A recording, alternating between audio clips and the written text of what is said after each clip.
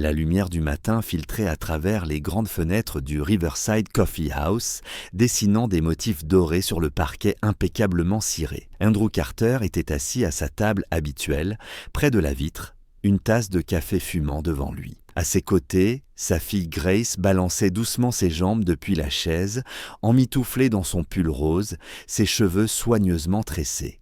À 56 ans, Andrew avait appris à protéger ses matinées de samedi comme un trésor. 2 heures hors du temps, avant que les appels, les réunions et le poids du monde des affaires ne reprennent leurs droits. Juste lui et sa fille de 7 ans, partageant un chocolat chaud et des histoires de sans importance apparente, mais essentielles. Grace racontait avec passion l'arrivée du nouveau chiot de son amie Emma, mimant chaque détail avec sérieux, quand Andrew remarqua une agitation près de l'entrée. Une femme venait d'entrer, avançant avec précaution à l'aide de béquilles. Elle portait une robe rouge élégante, presque audacieuse dans sa simplicité, comme une déclaration silencieuse. Ses cheveux châtain clair étaient attachés en queue de cheval. Même de loin, Andrew distingua la prothèse noire et métallique qui dépassait légèrement sous le tissu de la robe. Elle devait avoir une 30aine d'années passées. Malgré l'effort évident que lui demandait chaque pas,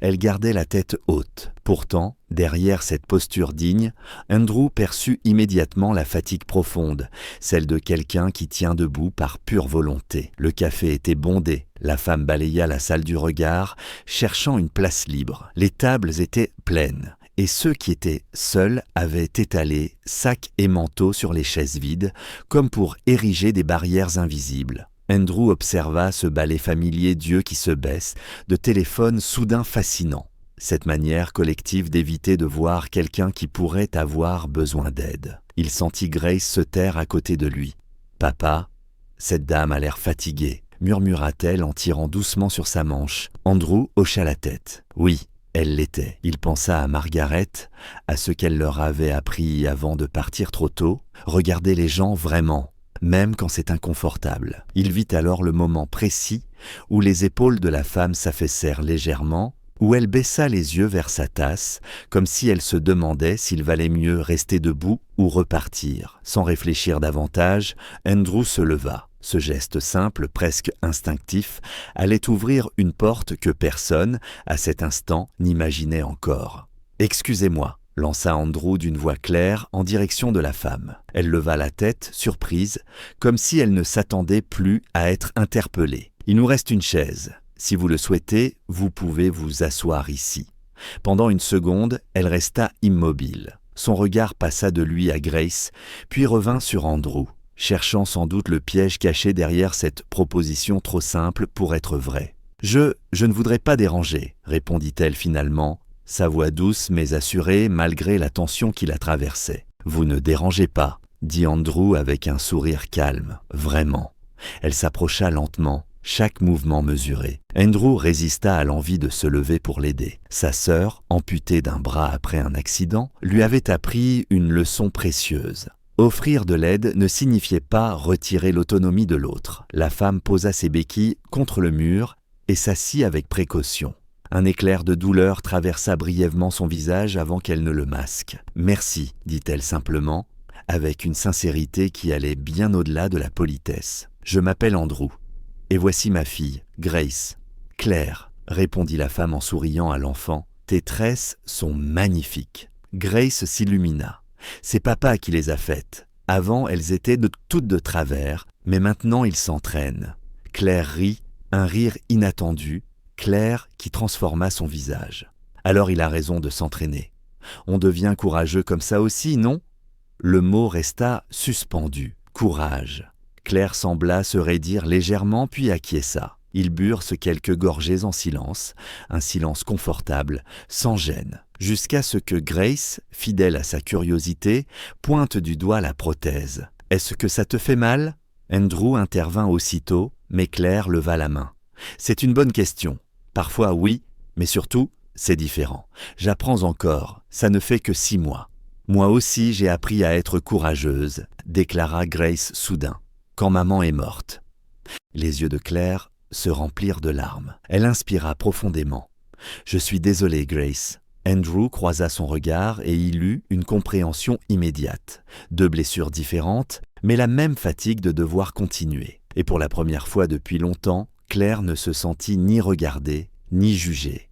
Elle se sentit simplement vue. Le café poursuivait son balai habituel autour d'eux, mais à leur table, le temps semblait ralentir. Andrew sentit que quelque chose de fragile venait de se poser entre eux, une confiance encore hésitante. Claire caressait machinalement le tissu rouge de sa robe, comme pour se rappeler pourquoi elle l'avait choisi ce matin-là.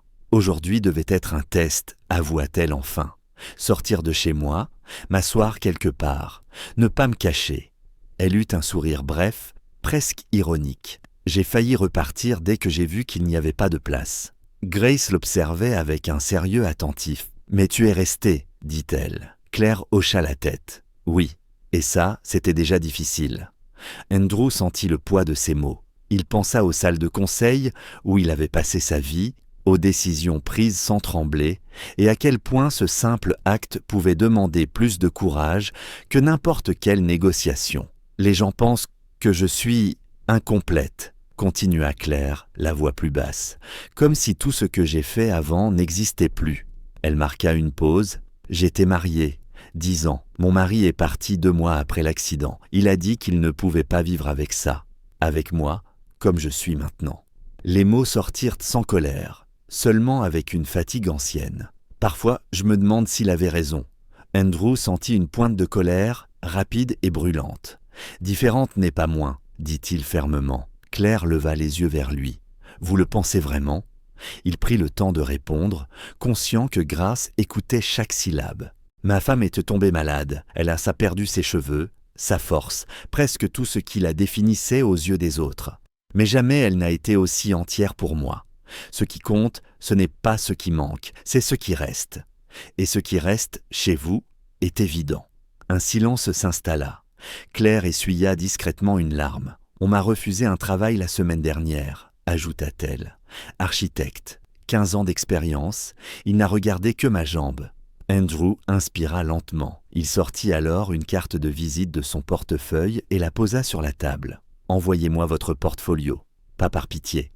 Par respect pour votre talent, le travail parlera. » Claire fixa la carte, puis releva les yeux, bouleversée. Pour la première fois depuis longtemps, quelqu'un lui offrait une chance sans la réduire à ce qu'elle avait perdu. Claire resta longtemps à fixer la carte posée devant elle, comme si ce simple rectangle de papier contenait trop de promesses pour être réel. Elle la retourna entre ses doigts, lut le nom, le titre, puis releva les yeux vers Andrew. « Je ne veux pas que vous pensiez que j'attends quelque chose, » dit-elle à voix basse. « J'ai passé des mois à être regardée comme un problème à résoudre ou comme un risque. Je ne veux pas d'un geste de charité. » Andrew hocha la tête, sans se vexer. « Je comprends, et je n'en fais pas. Je n'embauche pas des histoires tristes. J'embauche des compétences. Si votre travail est solide, alors nous parlerons d'égal à égal. » Grace souriait, balançant ses jambes. « Tu dessines des maisons ?» demanda-t-elle.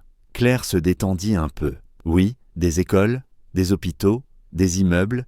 J'aime penser aux gens qui vont y vivre, y travailler. » Les yeux de l'enfant s'agrandirent. « Alors tu construis des endroits pour que les gens se sentent bien. C'est important. » Cette remarque simple sembla toucher Claire plus que tous les compliments professionnels qu'elle avait reçus auparavant. Ils parlèrent encore longtemps du travail d'Andrew, de ce qu'il avait appris après la mort de sa femme, de la difficulté d'être à la fois père et mère sans jamais se sentir suffisant. Claire parla de la rééducation, des heures passées à réapprendre à marcher, de la honte qu'elle avait ressentie la première fois qu'elle était sortie avec sa prothèse visible. Le pire, confia-t-elle, ce n'est pas la douleur physique, c'est le regard des autres.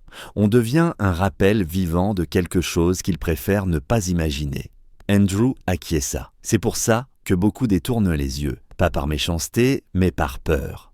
Il regarda sa montre et réalisa avec surprise que plus de 2 heures s'étaient écoulées. On devrait y aller. On a promis une librairie. Grace protesta doucement, puis se tourna vers Claire. « Tu reviens samedi prochain ?» Claire hésita, puis sourit. « Si ton papa veut bien. »« Même heure, » répondit Andrew sans hésiter. En se levant, Claire posa une main légère sur le bras d'Andrew. « Merci, » dit-elle simplement, « pas seulement pour la carte, pour m'avoir regardé sans détourner les yeux. Andrew soutint son regard. Parfois, c'est tout ce dont quelqu'un a besoin pour recommencer. Et alors qu'ils se séparaient, aucun d'eux ne doutait que cette conversation ne serait pas la dernière. Les semaines suivantes transformèrent ce rendez-vous improvisé en rituel. Chaque samedi matin, la même table près de la fenêtre, les mêmes boissons, et cette sensation discrète mais persistante que quelque chose se reconstruisait. Claire envoya finalement son portfolio, le cœur serré, sans attentes excessives. Elle se força à se dire que, quoi qu'il arrive, ce geste seul était déjà une victoire. Une semaine plus tard, Andrew lui annonça la nouvelle avec un calme presque solennel. Patricia Chen, la directrice de l'architecture, voulait la rencontrer, pas par curiosité, par intérêt réel. L'offre arriva rapidement. Un poste senior, à la hauteur de son expérience, sans concession humiliante. Claire resta longtemps assise dans son appartement ce soir-là, la lettre à la main, incapable de pleurer ou de sourire. Elle pensait à la femme qu'elle avait été quelques mois plus tôt, enfermée dans la peur d'être devenue invisible. Elle comprit alors que ce qui avait changé n'était pas son corps, mais le regard posé sur elle. Avec le printemps, leur lien se renforça. Claire rejoignit Andrew et Grace pour des promenades, des librairies, des après-midi simples. Elle marchait de mieux en mieux, d'abord avec ses béquilles, puis avec une canne. Le jour où elle entra dans le café sans les béquilles, Grace applaudit comme si elle assistait à un miracle. « Tu pratiques vraiment le courage », déclara-t-elle fièrement. Claire sourit, consciente que ces mots l'avaient emporté plus loin que n'importe quelle séance de rééducation.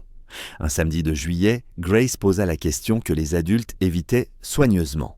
Andrew sentit son cœur se serrer, non par peur mais par lucidité. Il regarda Claire, cette femme qu'il n'avait pas aidée pour combler un vide, mais qui avait pourtant comblé quelque chose en lui. « Je n'ai jamais voulu que tu penses que je t'avais tendu la main pour une autre raison que le respect, » dit-il doucement. Claire soutint son regard. « Je le sais, et c'est pour ça que je suis restée. » Ils ne parlèrent pas de promesses ni d'avenir précis. Ils n'en avaient même pas besoin. Ce qui existait déjà était assez solide.